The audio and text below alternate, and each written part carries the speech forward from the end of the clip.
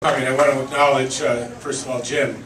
The City of Boston is a leader when it comes to environmental issues in urban spaces, and it's a tremendous partnership we've built with the city on so many things. And of course, Mayor Medina. We all have to recognize it all comes from his deep desire to make Boston as clean, as green, and as healthy a place as it can be. I also want to acknowledge Jeffrey Seiler with the American Lung Association. He's going to speak in a minute. We have Ken Kimmel, who's going to speak in a minute, from the Commissioner of DEP. Again, a great partner in clean air issues. We have Dr. Alan Wolf, Director of the Pediatric Environmental Health Center, Children's Hospital of Boston, and Professor of Pediatrics at Harvard Medical School. I'm glad you could be here because that's so important. And of course, Dr. Noel Eckley-Sellen, Assistant Professor in Engineering Systems Division and Department of Earth, Atmospheric, and Planetary Sciences at MIT. Great title. They get longer with every academic I speak to. So doing more. Seriously, one academic gave me a card that had two sides because they had two titles. And of course, finally, Manny Lopes is the Chief Executive Officer. So these are the folks who are here today. Very pleased they could join us. And first of all, good morning. This is a very good day. The rule actually came to be right before Christmas, but the fact that you could all come out and join us today to celebrate this is very meaningful to me and the agency. This is very exciting for clean air in America. December 16th, EPA finalized the mercury air toxic standards for power plants. This is a powerful, very powerful public health measure. Now, we've never limited power plants in the release of mercury in the past. This is new. Arsenic, chromium, nickel, and acid gases. These are all part of this rule. After today, mercury air toxic standards will require cuts in these emissions, which have been linked to serious health issues such as neurological problems, developmental disorders in children, respiratory illnesses, and other debilitating, expensive, and often fatal challenges, public health challenges. So what does it mean? It means that we have healthier air, we have fewer hospital visits by the thousands. Nationally, the mercury air toxic standards will prevent up to 11,000 premature deaths, 4,700 heart attacks, 3,100 emergency room visits among children once the standards are fully implemented in 2016.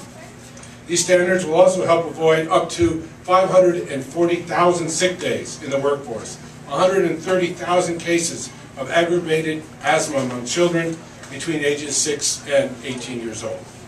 The benefits, I could talk about the benefits for many minutes, but needless to say, huge public health benefits. The nation will see economic benefits from this mercury air toxic standards. Many power plants will upgrade their operations with more modern pollution control technology.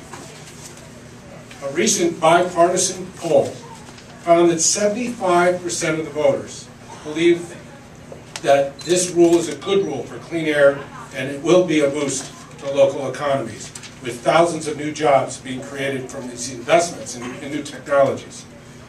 That is exactly what this rule will do around the country.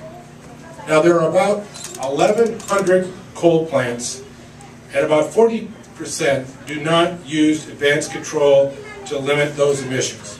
Those facilities will need workers to build, install, and operate and maintain the pollution controls needed to meet these standards. EPA estimates that in the neighborhood of 46,000 short-term construction jobs and 8,000 long-term jobs will be created to meet these standards. Now, I'm going to take liberty here because there was a big decision made by the administration yesterday about the Keystone Pipeline, and the conversation was about 20,000 jobs, which most would say was an inflated figure. Here we're talking about pollution control, things that mean a difference, creating 46,000 jobs. So when someone says helping the environment hurts the economy, we need to keep track of the numbers and be honest about it. When it comes to these sorts of controls for mercury emissions, I must tell you that the people next to me here have been wonderful advocates and made New England a leader in controlling mercury emissions. Of the 40% we talked about, the control group is in New England. And no state has been more out in front on this than the state of Massachusetts. They've been working on a zero mercury strategy since 2001, and Massachusetts established annual mercury emission caps for the state's coal power plants. I again cannot overstate the leadership Massachusetts has showed in taking steps to reduce mercury reductions. They did so. They started in 2000.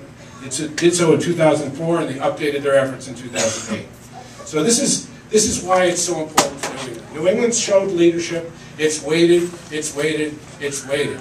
And I can tell you, the commissioners from New England have worked very hard speaking to EPA about this issue for many years. And with that, I'm very proud to be able to say that we listened and we acted. And again, we think this is a great day for New England and for the children of New England. So what I'd like to do now is turn the podium over to, let me see here, make sure I got my order right. Turn it over to Jeffrey, who will say a few things on behalf of the American Lung Association.